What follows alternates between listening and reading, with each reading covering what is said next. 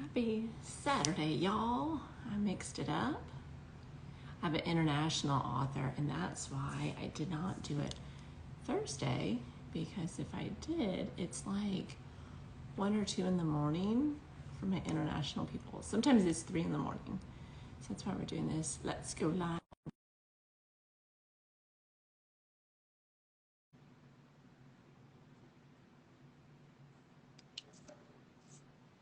Okay.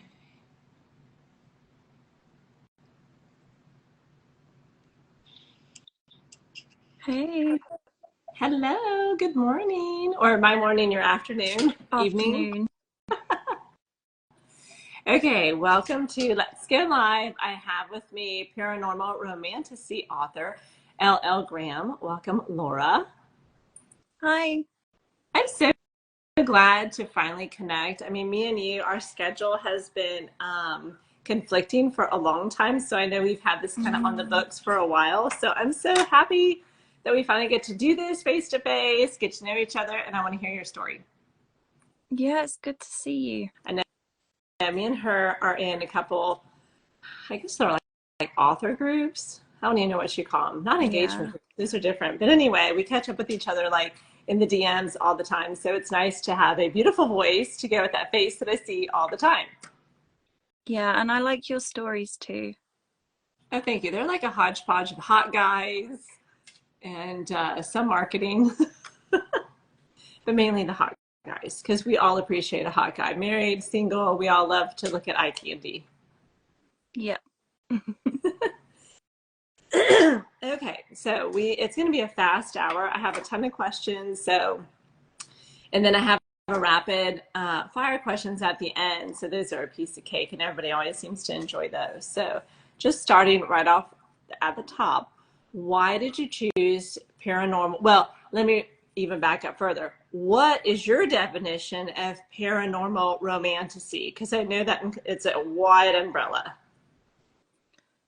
So I think anything that has vampires or shifters in, maybe.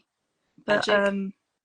But my favorite thing about that genre is the underdog aspect. I feel like nearly all the shifter books, the character starts off as such an underdog. Oh my gosh, I love underdog stories. It's interesting that you say that because I never really thought of that, but I do read paranormal romantasy, high fantasy, a lot of, you name it, I read it, if it's in the fantasy or romance genre. And so I never really thought about that, but you're right. Now that I'm kind of like cataloging the books in my mind, there is always an underdog. Yeah.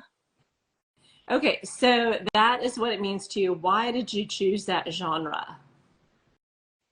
I think because I was reading the genre, and the main kind of aspect of it seems to be that they go from being the underdog to being the most powerful. And being disabled, I kind of wanted to see if I could. It's a bit of an experiment to see if I could turn it on its head, because obviously being disabled,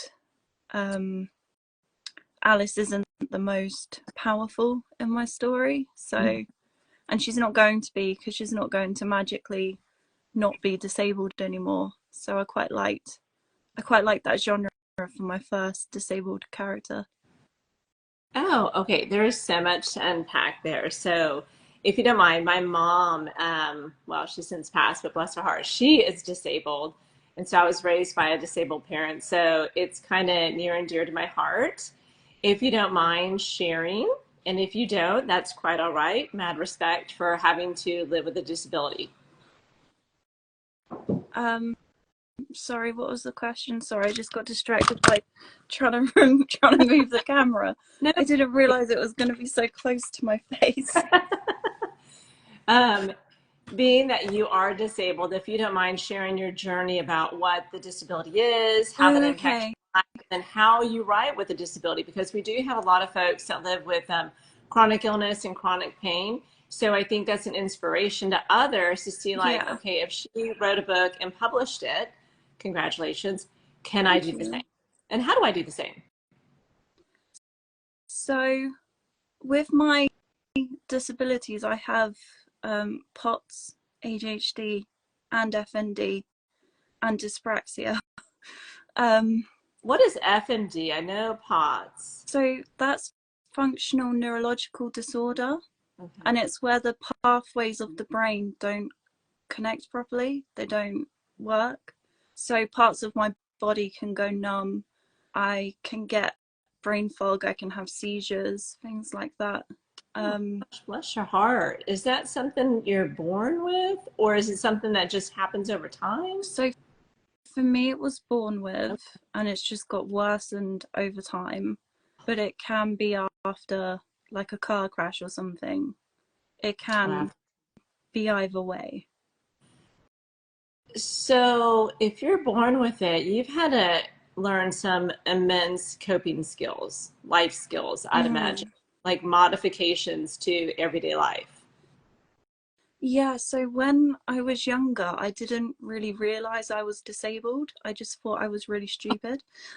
Oh, bless I was your like, why am I so bad at everything? Why is everything so much more difficult? And then I didn't actually start getting, I had the ADHD diagnosis, but that didn't account for why I was always dizzy, why all these other things were Oh, happening.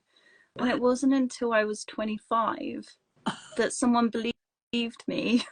Like I was passing out from as a child, but no one believed me until I was 25 that I was chronically Laura, ill. I am stunned. That is a long, long time to live undiagnosed with no answers. Yeah, I mean, I even went to my cardiologist and I took like a long, I was like, look at these readings. My blood pressure completely plummets when I stand up. Help. Yeah, And she was just like, oh, it's in your head, oh, stop going online, like and just sent me anxiety. away.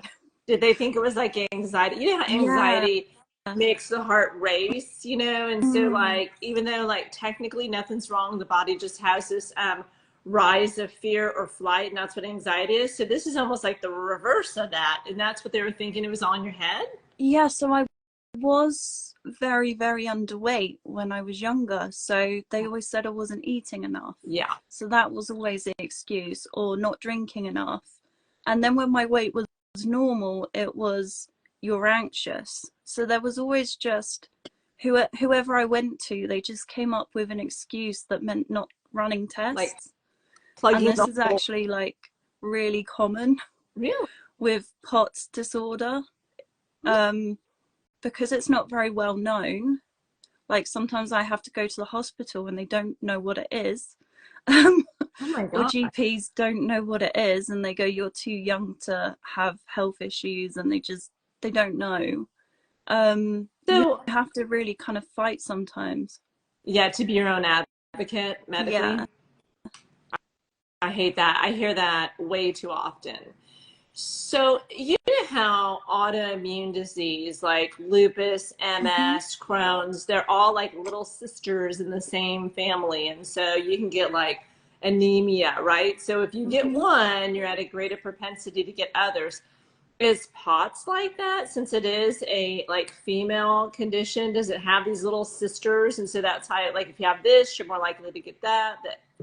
Yeah. So most people, particularly if you're born into POTS, you're more likely to have a neurodiversity like ADHD or autism. That's And then wild.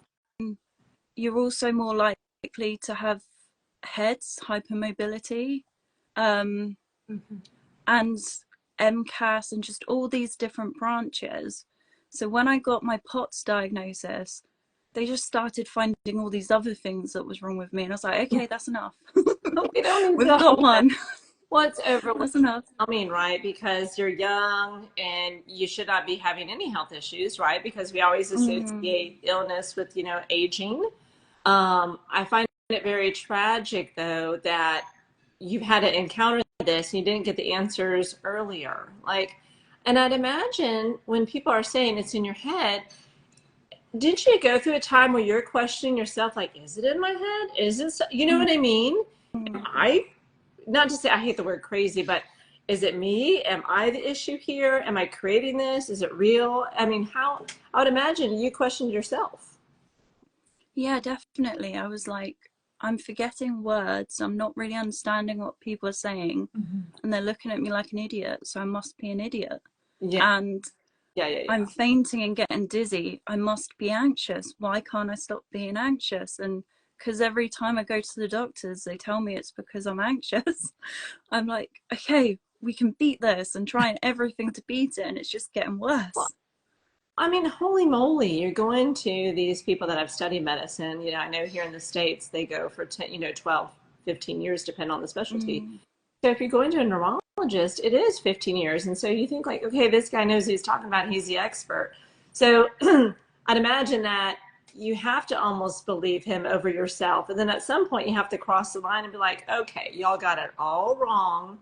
It's not in my head. I'm going to continue to pursue this for answers. yeah. Yeah. Yeah. I mean, I think that some, it's luck of the draw. Some people get a good doctor or a good like cardiologist first time, but I went through so many that it was just like what can I do? Um, but I'm hoping that by raising awareness, that someone else, like I'd like to go back and tell myself to keep going, asking for different, like keep pushing. um, but I genuinely felt if everyone's telling me I'm fine, I must just think, I'm fine. it must just be me. Yeah, no, I get that. Anyone that suffer from a chronic illness, you do have empathy and you do understand. You have to have an advocate. And it's hard to be your own advocate when you're feeling so miserable. You have to have Mm, a trusted person that comes with you and they hear all that stuff because when the doctor says one thing and you get hung up emotionally on that piece of the story and the doctor keeps going, you need someone to be there to say like, "Oh, I heard the whole thing," while you are zoned out on that one targeted bad piece of news. yeah, that's true. I mean, I probably shouldn't get started on the healthcare in the UK because I just think it's a joke. I just think it's an There absolute joke of a system. there are many that feel the same way here in this state. So I think they'll be in well company with people that want to criticize the healthcare industry. Um, Mm, and I think, it's big business. Pharma's big business, having cancer is big business. If, they went to like wellness and prevention, they wouldn't make as much money. I think that they make more money when we're sick and we're chronically ill. Think about it. If you yeah, were healthy, your doctors wouldn't make any money off you. But keeping you chronically ill and giving you just enough to feel, less symptoms or just enough. But there's a cure for these things. I just feel that they're not going to release it. That's that's interesting. I'm convinced. I'm not disagreeing. I just don't know. It's an Everybody I talk to interesting is like thought. huge, like here in the States, it's, hundreds of millions of dollars, between Mm, pharmaceuticals and, cancer treatment. But let me ask you this. So, understanding the brain fog, the chronic fatigue, POTS, and in and of itself has a tremendous amount of symptoms that are debilitating on days. How do you do the work? How do you get the writing done? How do you lose your mind into your creative world when you're in physically so much pain?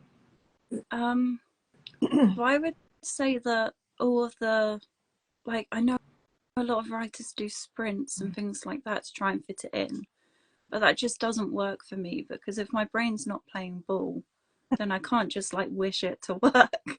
So it's kind of just when it's working and I have an idea, I write it down. So usually it's in the shower or in the car. I'll just think, oh, this could happen. And then I'll start like writing it and then start turning it into a scene.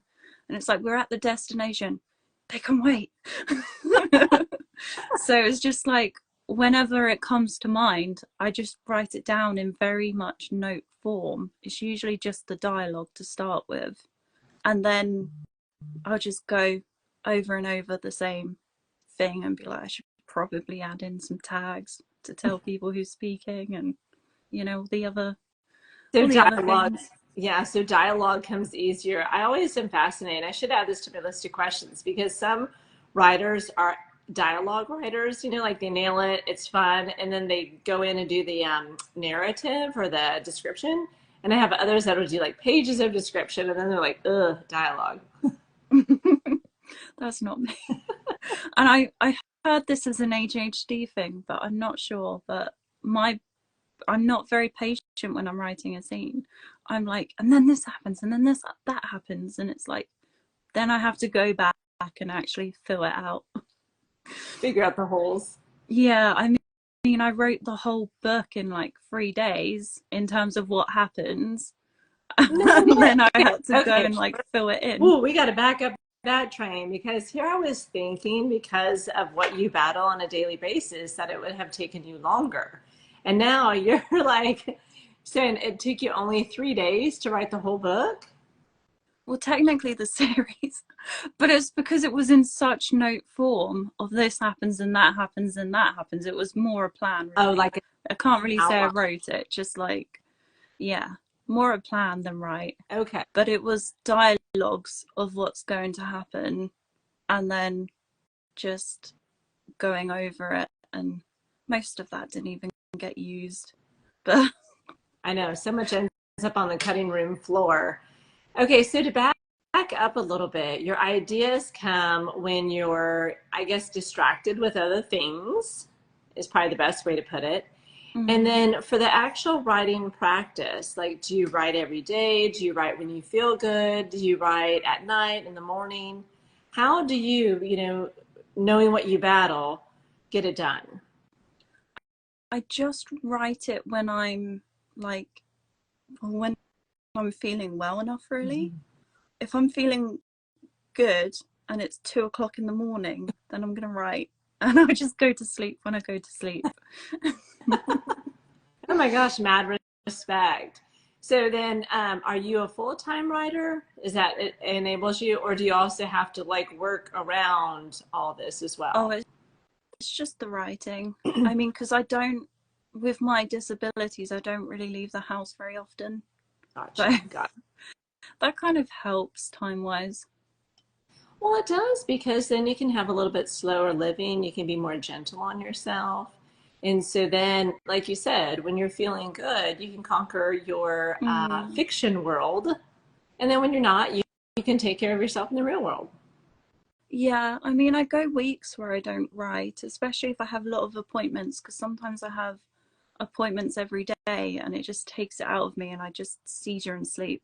And then when I'm like through that flare up, then I can have some spoons to kind of do what I want. Oh, wow. I didn't realize there was seizures included as well. Those can be quite frightening.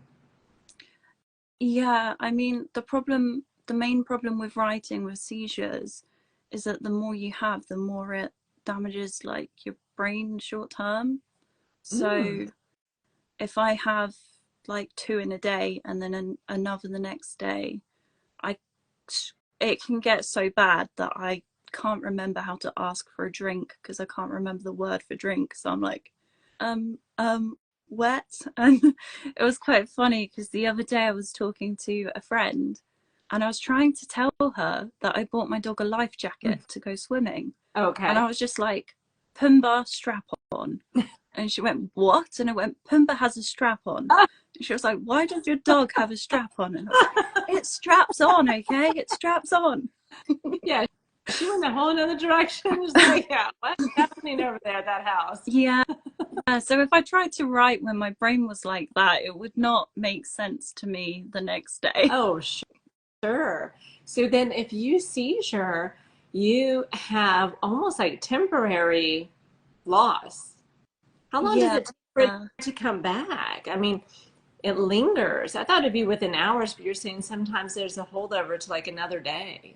I mean, there's no like set rule to be honest. It really depends how many seizures and how long the seizures are, how tired I am. It's just, you Yeah. can't really predict it. Wow, mad respect for what you are going through. I mean, you're so Thank you. happy and positive, and when I talk to you on the DMs, you're so supportive of other people. I mean, you seem like this, like, well, appearances wise, you seem like really high energy and like, oh, I got it all going on. And then behind the scenes, it's like you're battling, you're a Oh, warrior to all this. thank you. It's true. Thanks. So on this book, Odd Wolf, correct? Mm-hmm. Tell us how long, I know you said you had plotted the whole thing in 3 days, but the actual writing, how long did it take you to write it? And actually, how many words is it, roughly, word count wise? Okay, so I think it took me about a year to write it, and I think it took about a year to edit it, although a lot of that wasn't me, a lot of that was other people. Yeah. And then because I had a lot of support, otherwise you probably wouldn't make sense of the words on the paper, if I'm honest. And then I lost my train of thought. Sorry. That's okay. We can start questions because a Yeah. year to write it, knowing what you have to live with, is really not long. It is fast because we have, people that are authors and they take a year to write under different circumstances, like they may be healthy and they may not have any health battles. And here you wrote it within a year with 4. Oh, thank you. I feel like it. I feel like a lot of the authors that I meet have other jobs and they have other things like going on as well, though, don't they? So I feel like we're all kind of battling a lot to try and fit the writing in. Yeah, busy in our own way. I mean, that's fair to say. But still, do you find it to be work or is it an escape from reality when you write? I think it's an escape. I mean, the editing's work. I don't like the editing, Girl, but the girl, editing and rewrites is the worst. but the writing is an escape. And my favorite thing is talking like with other authors about what they're writing and what I'm writing. I find that really fun. Yeah, I know because someone had said like all of us indie authors compete, and I was like, y'all got that all wrong because there are voracious readers that are reading 100, 200 books a year. We can't put that out. It takes all of us to kind of feed that demand.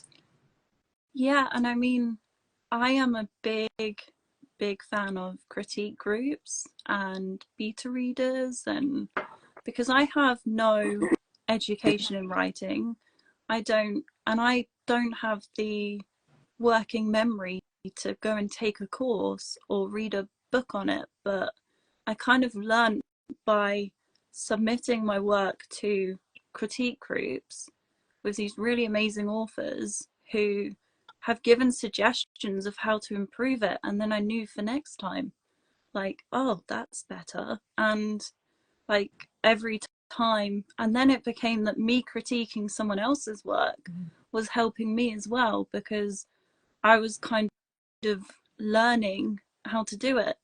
So I kind of learned that way, if that makes sense. It does. I like that though.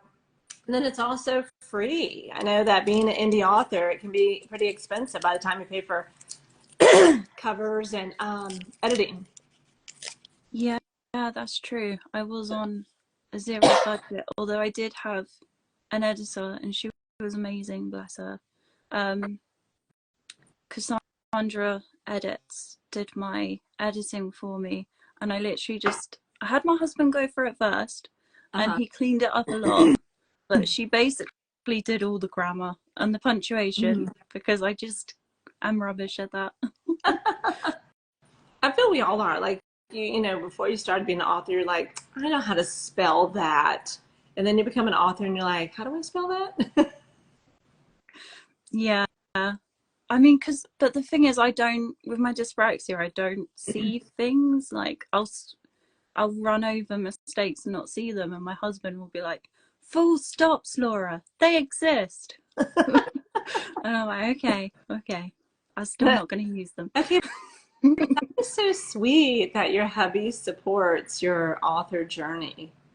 Yeah, it's nice because it gives us something to kind of, because we can't really go out to do things as much anymore. It kind of gives us something to talk about. It's cool to talk about the characters, and we don't always agree, which is quite fun. Okay, does he actually, so he acts as your critique partner also? Yeah. Oh, that's Yeah, handy. he'll read it and he'll be like, oh, I think this, oh, I think that, and then he'll read the romance scenes and he'll be like, I'm not sure on that, and I'll be like, I'll ask the girls. He's kind I'll of, ask the girls on that scene. he's critiquing your romance scenes. Yeah. You're like, I appreciate that, honey, but you're not my target audience, okay? I'm not writing this for boys. Yeah. Usually. He helps me a lot with the action scenes, and with the romance, he's like, I don't know what I'm doing with this. Hey, but that works out good. Not That helps with to say that some men don't like write romance well, but I know there's just not as many male romance authors in this space. Although I've come across a couple, that I've interviewed on here, and I love talking to them. I love getting their perspective because it is so different. The way they approach romance is different. But yeah. so, tell us a little bit about your character. Where did her inspiration come from? Is she like you? So, people that don't know me assume Alice is like me, but then people that do know me see me as kind of a bit of a mixture of Alice and Ruby. Okay. But there are certain things, like this was quite funny actually. My friend just finished reading it, and she said there were bits that I read that really sounded like you, and I read them out to hubby, and he said, oh my gosh, that's so Laura. And I was like, which bits? And she said, I can't remember. And I was like, well, now I feel self-conscious. So I said, it wasn't the sex scenes, was it? And she went, well, I hope he doesn't know what you sound like in bed. That would be a bit of a worry. That would be uncomfortable, everybody in the room. Yeah, just no filter. And that part of Alice is very much me. I do not have a filter in social situations. And so, like, some people that don't have ADHD will read Alice and they'll be like, what? She's so, like, she has no fear and no, like, she's just weird. And I'm like, yeah, she is. Yeah, that's how I wrote her. Yep, there are weirdos out there. We are here. But I think that's what makes our characters so relatable, because people want to read a book and they want to visualize what the person looks like. You give enough description, right? They can kind of visualize the rest. But they also want people that are relatable. They want people that, they fall down or they sneeze or, I don't know, they just make mistakes. I think that's what makes writing more rich, is when we can envision them like, oh my God, that's my friend so-and-so, or that's, my sister or my brother. Yeah, no, I agree. I like a really flawed character. Oh, everybody I loves like it when they're not perfect and they don't do everything right. Oh yeah. Or when they go along and they get, they're totally perfect and everything's fine, and then all of a sudden, wham, they get hit and you're like, yep, finally. Yeah. So on this is the first book, and it released in February. So congratulations. You said this is a series. Sorry? Did you say this was a series? Oh, yes. It's book 1 of 3. I'm working on book 2. So is it the same characters in book 2, or is it like, book 1 is Laura, book 2 is Gigi, book 3 is it like that? Oh, it's the same perspective. It's from Alice's perspective from 1 to 3. Okay, so I like that. Like 3 books, 1 story. I like those, where the character continues the whole time. Yeah, and I think because she has a lot of the story about her with the childlessness and the disability, and I didn't want it to be a story about either one of those. I just kind of wanted, because what I wanted to do was to have her disability start undiagnosed in book 1, diagnosed in book 2, worsening in book 3, but I wanted that to be like behind the plot, and the plot is going on at the same time. And I think if I tried to do all that in one book, there wouldn't have been anything else. It would have all just been about. Yeah, it's too much. It would have eclipsed it, probably. Yeah. So is her disability the same as yours? So she has POTS, but Mhm. she has it to the extent that I had it about 5 years ago. Okay. And that's been quite funny because people that I've met online have been like, are you really this? Does this really happen to you? And I'm like, mate, it's worse. Oh, so when they But yeah, read the book, then they and they're reach out to you and ask, like, like, this is horrific. And I'm like, it's so graphically true. yeah. Oh, So like the faint, I didn't realize it was horrific because that's my normal life. all you But know. people have read it and said, this is a horror. This is horrific. What she goes through, like, what the hell? And I'm just like, oh dear. No, you're like, that's how it goes. I wrote the book. That's how it's going to be. Yeah, I can't. I mean, they didn't say it as a bad thing, Mhm. but it was surprising that they thought it was that bad because it kind of feeds into that thing of me not realizing how disabled I am because I always kind of masked it and thought everyone was dealing with it. So then when someone reads it and they're like, gosh, it makes me realize, oh yeah, it is quite bad, isn't it? Well, for you, it's all you've ever known. And for Mm, people that don't have any battles at all, medically or physically, mentally, um, they probably have a hard time relating. It probably does seem pretty, I don't know if horrific, because I don't like the word horror, but it may be pretty disabling to them. yeah, yeah, And I think so. you had mentioned there's a childless aspect in her. Yeah, so I don't really go into it very much, but it has been like it's been very difficult for me to decide what to keep in and what not to keep in Hmm. because in the writing stages, I mean, I had a very close friend that I used to swap writing with, and she read one of the scenes and she said to me, I'm disturbed and triggered. That's the most disgusting thing I've ever read. And that's coming from someone that writes RAPE in nearly every Oh scene. my And I was God. like, oh God, That's um, oh that's God, we're not friends anymore because, yeah.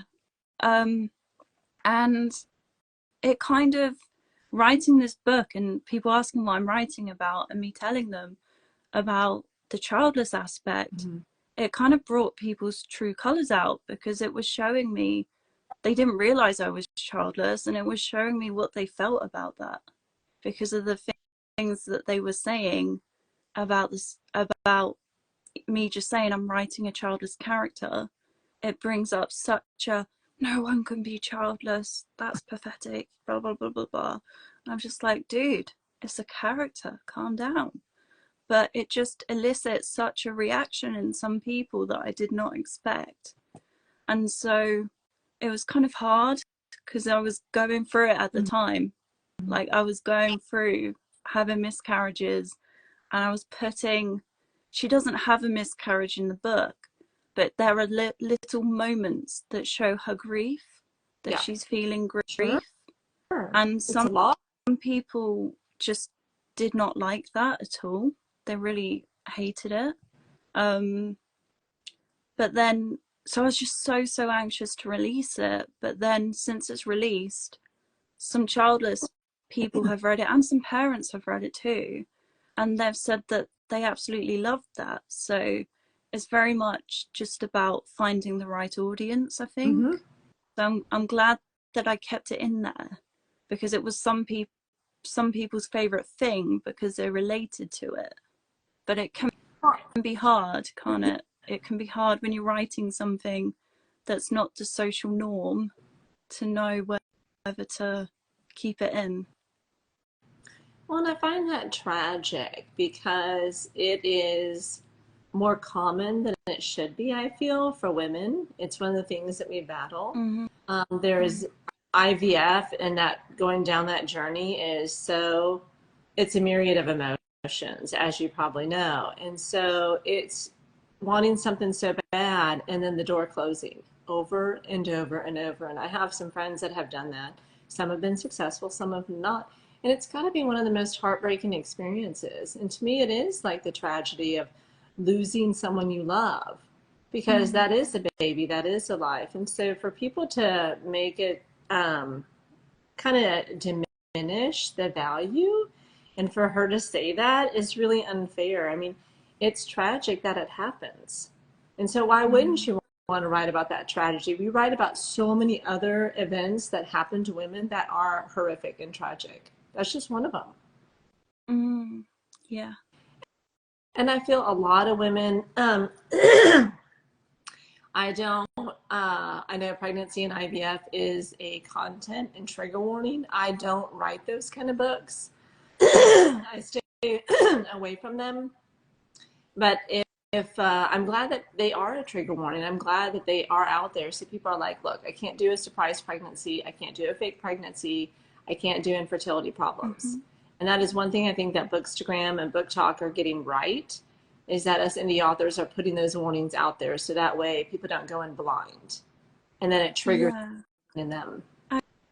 Actually, that's why I started my Instagram in the first place, was to share the pregnancy-free ending books, because I wasn't in a place where I wanted to read that, and I was wanting to ARC read. And some of the authors, when I asked if there was pregnancy in it, would get very defensive because they felt I was like ruining their story and that I'd tell people what the big surprise is. And I'm not being funny, but it's a pretty popular ending in a book. It's not really a surprise. No one's surprised when it happens. They are very, it might be called surprise pregnancy, but it's not. They are very popular, and people that want to read fake pregnancy and surprise pregnancy, they'll read book after book after book. And so to me, I think that is very unfair that authors, you know, that some of them are like, well, why should I tell you that's a spoiler? I mean, come on. Yeah. And it's something that's, when I do my content warnings, you know, it's going to have everything that's in that book. So, you know, you may not know how it all occurs or, you know, it develops, but yeah, there's going to be PTSD, or there's going to be violence, or there's going to be profanity, or, you know, you name it. I have a whole list on my website. Yeah, and I think that's great, because the problem is, like, it's really common in the childless groups for women to want to find something that's a safe read for what they're currently going through. And it's only just now that places are starting to list pregnancy, but a lot of authors still don't. Yeah. And I don't understand why. Like, you're not hurting anyone. But so I tend to send them to my page and say, you can read any of these. They're good. Because it's really annoying when you get to book 2 or book 3 in a series and that happens. Yeah. And you think, I don't want to read that, and that's just completely spoiled the series for me. No, I completely agree with you, because I write about, you know, sexual assault, and, you know, that is very much triggering. And unfortunately, it's far too common with women worldwide. And so I would never, ever want anyone to go in blind. I want them to know exactly what all the content is in that book, you know, and if it ends up being a spoiler alert for some people, good. It needs to be, because I want people to go in. And I've had readers reach out to me ahead of time on my dark romance, because my Cougars and Cubs series, girl, that's just some spicy fun. Okay, there's nothing there. But on my dark series, yeah, it is very dark on some of these novels that I write, and I want people to reach out and ask, like, hey, what's in it? What scenes may trigger me? I'm like, let's go. Let's have this discussion, and let's kind of unpack what my book has in there to see if it's right fit for you. So my DMs are always open to readers to talk about that. That's cool. I think that's how it should be. Yeah. So when you wrote her as a childless character, was that healing? Was it hard? Was it cathartic? I think it was cathartic, yes, but I think it's mostly that bad things have happened to me, and I want something good to come out of them. And Yeah, the beauty only for good your ashes. thing I can think is to write something people can relate to.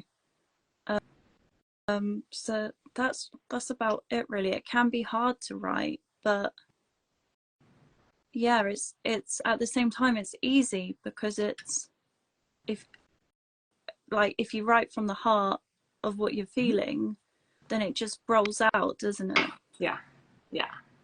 And I don't really like I'm saying she's childless, but the book isn't about her being childless. It's such a backseat thing. Yeah. And the same with her disability, it's quite backseat. But I feel like it's easier to digest that way, and we should be able to have stories that are fun, good stories, and still learn about different perspectives without it having to be serious. Well, think about how many people are disabled in the world. The numbers are quite staggering when you look at them. Mm. And so people want to be, they want to read about themselves, right? So we all want to be, I can't like recognized in the world for what we are. And I know that we've come a long way with like race and ethnicity, but I think we're still like underserved on disability characters or disabled characters.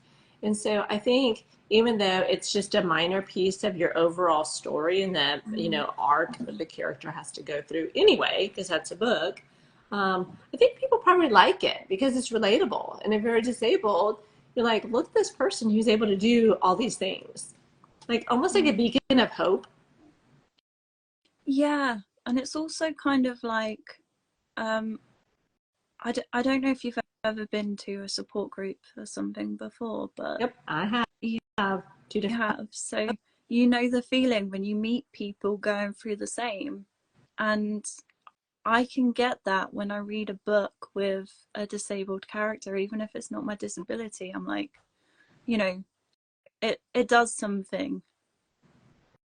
No, it does. I've been to Children of Disabled Parents, and then, of course, Alcoholics Anonymous for another person in my life. And so I understand what you're saying. And so I find that interesting, though, that you can get that same experience through books. That's fascinating. Yeah, because it's kind of like it's validating your perspective in a way. How so? So I think a lot of people with disability can feel kind of frustrated and like they're never doing well enough and they can beat themselves up. And so I love when I read a character who's going through that because of the saying that would you treat a friend that way? Would you treat a friend the way you treat yourself? Yeah, that Then when you read a disabled character, you think, wow, she's doing amazing. So it kind of puts it in perspective, I suppose. okay, so if she's thriving, I can be thriving. I just Yeah, need and to figure like, out how. yeah, definitely. And like with feelings, like I would never tell a friend to get over something and that they're not allowed to grieve or any of that, but I say it to myself.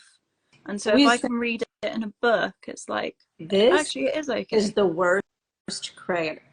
I mean, it's horrible the way people talk to themselves. Yeah. I don't know why that is. Yeah, I don't. I So, in think it's a self-preservation, maybe.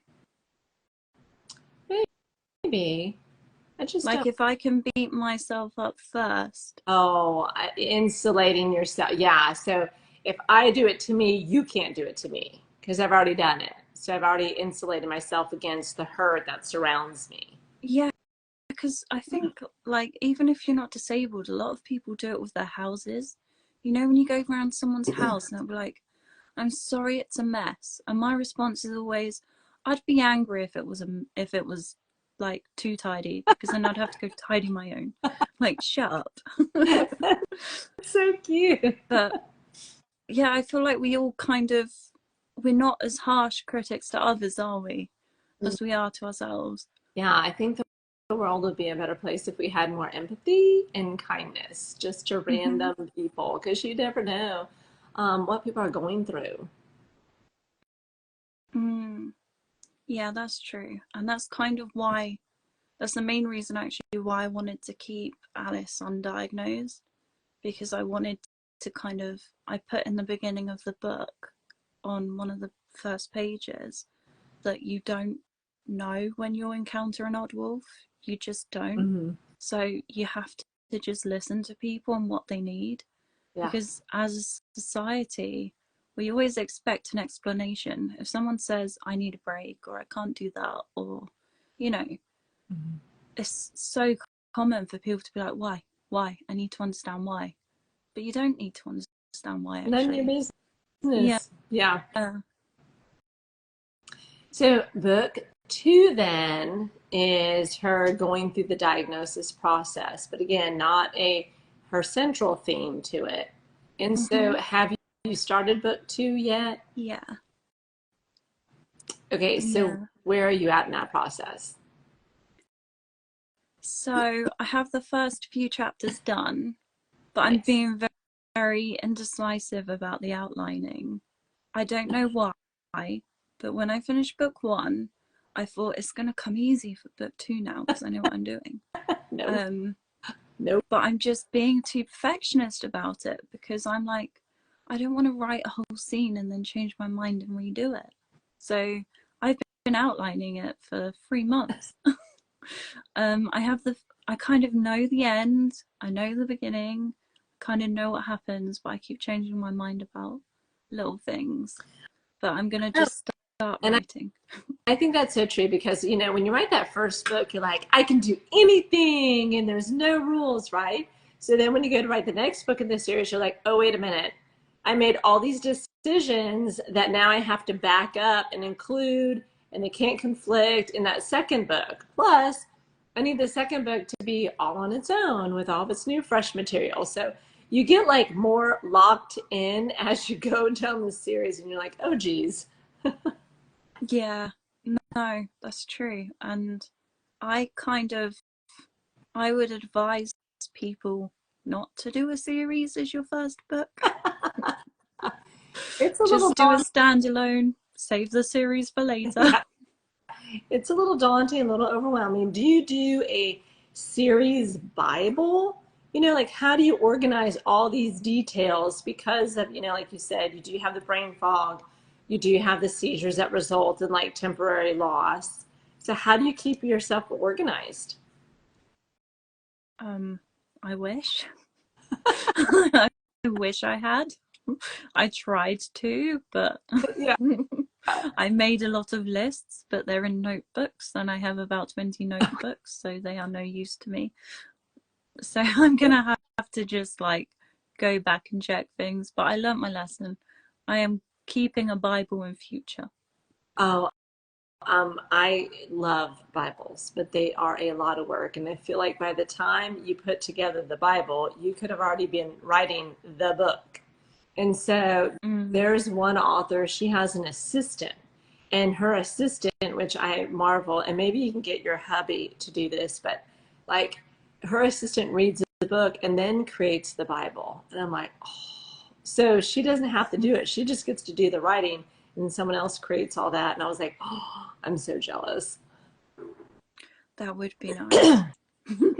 They could just have like a beautiful spreadsheet. And I mean, some of them have like, the character profiles, like a one page, and this is what they look like, and this is all their little idiosyncrasies, and this is their habits. And I'm just like, oh, what is this? I wish I had that, but I don't have the patience. I don't have the time. Yeah. No, I'm with you on that. Like, it's it's fun to write. All the other stuff is That's a chore. difficult. That's like, oh, work. It's like rewrites. Yeah. I have an amazing developmental editor, and she goes through, and I mean, she's my ride or die, but she's like, girl, I don't know what you're going here. This doesn't match. That needs to come out. It's kind of like what your hubby does for you. And it is so nice because, when you're Mm. creating the whole story in your head, you just can't see the holes. You can't see where you went off on a tangent that doesn't fit. Yeah, no, that's really good. But also, what's really good is when you write something that's really out there and you're like, did I go too far? Having someone read it and be like, no, that was good. You're like, They're yes, like, bring it, make it more. yes. So what is the hardest thing for you being an author, an indie? Um, I don't really know, to be honest.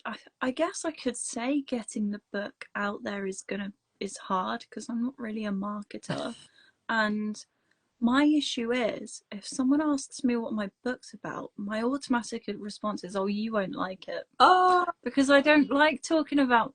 I don't like to oversell it because I'm like, I don't want to oversell it, and then you don't like it. oh no, I So think, probably marketing. okay, so I took a class early on and they call it a log line. So when someone says, hey, what's your book about? In one concise, beautiful sentence, you can tell them what it's about. And I'm horrible at it. And I'm like, well, it starts off and then there's this girl, this guy, blah, blah, and it just ends up being word vomit. Yeah. So I think you need to work on your log line and I need to work on my log line. My log line is like a paragraph. I'm gonna tell you the whole story. And you're like, my log line is like, you won't like it. But I Yeah. know marketing, I hear marketing is tough. Every author I talk about, marketing is usually the most challenging because what works for one author doesn't work for the next. Yeah, also, I'm not really sure how to market mine because it's kind of on the spice level, it's kind of a middle. There Mm-hmm. are spicy scenes, but it's a builder in book one with the spice because Mm-hmm. it's a slow Yeah. burn. So there is open door happenings, but it's not in every scene.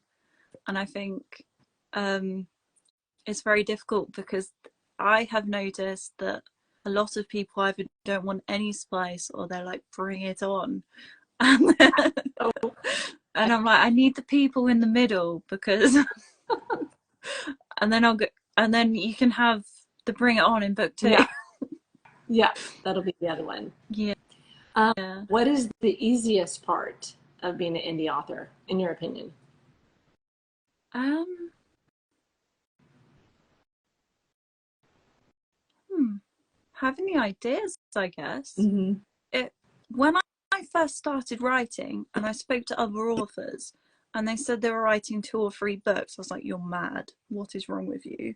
I'm only ever doing one. And now I'm working on a Regency Revenge series with 2 other authors. I'm working on an Office Enemies to Lovers. And I'm like, go away. No more. We cannot, we do not have the time to fulfill these characters that are popping up. Okay, so you are co-writing another series? Yeah. Ooh, how does that work? How does the co-writing work? Like, is it you do a chapter and they do a chapter, or you do a character and they do a character? Yeah, so I just came up with this idea of this story I wanted to do, and I said to a friend, do you wanna do it with me? And she was like, yeah, my friend likes the idea too. And we just um what it's gonna be is the point of view is going to change. So when I write from my when I write my chapter, it'll be my character's point of view. Mm-hmm. Then it will switch to their character. So it's gonna switch that way. That'll be fun. Have you guys started on it yet? We're outlining at the moment. Okay, so I find co-writing fascinating. I would love to co-write. I just don't know if I can. So, what is the difference? What are the big challenges from when you do it all by yourself to when you co-write? So the I said to them, do you want to brainstorm so you can have more of a say in what Yeah. happens? And they were like, no, it's best if you just tell us exactly what happens to your character and then we'll work around. So Okay. it's basically like the book is plotted out for what happens to my character, and then their characters have to plot around it. But they're going to be together in most of the scenes because they're going to be killing people together and stuff. It's going to be that they're prostitutes in Regency London, and they're getting revenge on some people. Like so a Jack the Ripper, except for the prostitutes are the ones. You know how Jack the Ripper like killed all those prostitutes? Yeah. So it's almost like the reverse of that. Like reverse. Yeah, he was a dick. Okay, that's fascinating though that they're going to co-write around your work. I haven't heard that before, but I love the idea. I think that's maybe the only way I could do it. I don't know. So have you, so y'all are plotting that one. That's going to be an interesting one when it is that going to be a series or just one book? I think it's going to be a series, but we haven't merged together yet, so I'm not, like, my plotting might change after I've seen what they're doing, but I think it's going to be a series. That is exciting. Okay, girl, I can't wait till that one comes out because I'll be so excited to see, you know, that now that I know the behind the scenes, I'll be excited to see how it all comes together. Yeah, I mean, because the problem I have is because I'm writing disability rep, I have to do I have to give my name because of the own voices. So I'm like currently having people that know me reading scenes that I've written, and it's very embarrassing. So then I'm like, this one's going to be even worse. So I was like really tempted to like not use my name, but I thought actually I really want to give this character a disability too. So I really do need to put my name to it as well. Oh yeah. I think it'd be great though, because if you write those characters, it's so authentic because it's what you are challenged with, right? And so you could end up being known for that niche, you know, because of what you've been through, and what a beautiful niche that would be for you. Thank you. Yeah, I have a lot of disabilities, so I can do a lot of stories. I didn't mean it that way. Oh, but I know think you didn't. yeah, there's an authenticity to it, right? Because you are experienced in it, you know exactly, and people were like, oh, she got it exactly right. There's no judgment like that because you're like, I live with it, I know. Yeah, although at the same time I kind of wanted to check and get opinions of other people with it just in case they experience it differently. But I think that's right. It can't be wrong if it's what happens to me. Well, and I think readers, so I have a ARC team, and I have, you know, my naughty, fun Cougars and Cubs, and then I have my dark series. I do have writers that are like, I cannot read, ARC readers that are like, I don't read your dark. I can't do it. I can't handle it emotionally. And so I think for you, you know, you have your trusted critique partners, but you may have to break out. You know, if you're going to go darker or delve into more disturbing content or material, you may have to find that type of reader for that, you know, revenge Regency. Well, actually, the Odd Wolf is quite dark in places. Okay. And the other critique authors do write quite dark. Oh, good. Good.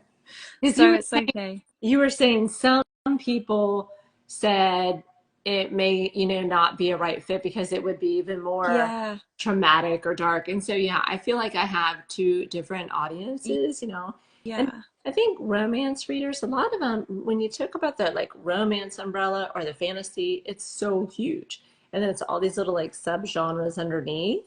And so I know I have some readers that they read everything under romance, and I have some that are like, no, I read like two subgenres romance. So oh, I see. Yeah, I don't really have, I've only really used author friends to be to read and critique. I am looking to get some, it would be awesome to get some beta readers in future to help read, but I am quite cautious about finding the right people and not wanting those kind of arguments that I mentioned earlier. I need to try and find the right niche, Oh, basically. no, I understand. And that's, like I know a lot of beta readers are found on Instagram or on social media, and you put out the post and be like, hey, this is what it's going to include. But I know sometimes when you get beta reader feedback, hold on to your hairdo because it may not be nice. It may be, they may conflict with each other if you have two different ones that come in. So it's a slippery slope. You want the help and feedback, but do you want the help and feedback? Oh, I do. Like, I'm like, bring on the bad stuff. Tell me if it's shit. Like, I will take it. Yeah. I really don't mind. One reader who'll be like, yes, take it out. And the other one is like, no, keep it in. And you're like, well, that wasn't helpful. Yeah, that's difficult. Exactly. Well, I know our hour is up, and we have to do this again because we barely scratched the surface, and you have so much knowledge and experience that I want to share with the world. Oh, so thank you. Oh, girl, it's so true. Do you have time for our rapid fire questions? Yeah, of course. Okay. Do you prefer reading on a paperback or an e-reader? E-reader, because I read in bed. I know, isn't that lovely? And you guys have a lot more rainy weather in the UK compared to me in Houston. So I always get like visions like if I was in the UK, it'd be all like cozy and rainy and I'd be all tucked in. Yeah, I don't really like the summer as much for that reason. I like to have a blanket. Of course, I'm romanticizing your country already. Okay, are you a plotter or a pantser? I'm trying to be a plotter. I know, that's so good. I wish I was more of a plotter. Do you write in first person or third person? Always first, but I very much admire people that do third. It is so hard. I cannot handle all those people in my head at once. I talked to an author and she only writes in third, and she's trying to make the transition to first. And she said, it is brutal. She goes, my brain only thinks in third. And I'm like, mad respect. I cannot. And I feel like third works really well for fantasy because you can see everything that's happening. Yeah, she's a fantasy writer and she's like, well, that's kind of the genre standard. So yeah. Are you plot driven or character driven, your book? Definitely character driven. Yeah, I think so. Do you like to write alone, write with a partner, or write in sprints? Both. Oh, okay. But you said not writing sprints. Oh no, not sprints, but I don't mind like writing with people. Oh yeah, it's nice. So because it can be very solitary writing by yourself. Yeah. Yeah. Do you write in silence or write with music? Definitely silence. If I had music, I'd just be dancing. I would. I like that. Okay, do you write with a deadline or do you write your own pace? Own pace. Okay. Series or standalone? To read or to write? To write. Probably series still, actually. Yeah. Would you ever write a standalone? I am writing an Office Rivals standalone. Okay. But I prefer series because I'm like, once I really fall for a character, I don't want to let them go. Oh yeah, I like to stay in the world too. Okay, last question. Historical setting, present day, or future? Historical. Yeah. Just pretend that they don't smell. Oh my gosh, that is so funny. I didn't even think about that, but you're right, because that's indoor plumbing was not a thing back then. Yeah. I mean, I really love Regency, but when they go in a tunnel or something, I automatically go. Oh my gosh, that is hilarious. So I'm not going to look at Bridgerton when it comes out. Bridgerton's coming out May something, 16, 17. I want to be thinking about that. I'm like, how do they all smell? Oh no, don't. Bridgerton's technically like, that's not really historical, is it? Because that's kind I of think fantasy, so I'm Regency. sure they smell lovely. I know, I think it's Regency, but yeah, they're all wealthy. So if someone brings up the water. Yeah, someone said that it's like that there's a difference between historical romance and historical fiction romance, but I don't really know. Oh gosh, no, I have no idea. Well, it has been lovely getting to know you, more so this way than in our DMs. And so I would love to have you back maybe in the fall and we can check in and see on your progress and what else other goodies you're up to. Yeah, that'd be lovely. Okay, great. Thanks so much, Laura. You have a great rest of your week. Thank you for having me. Of course. Okay, ciao for now. Take care. Bye.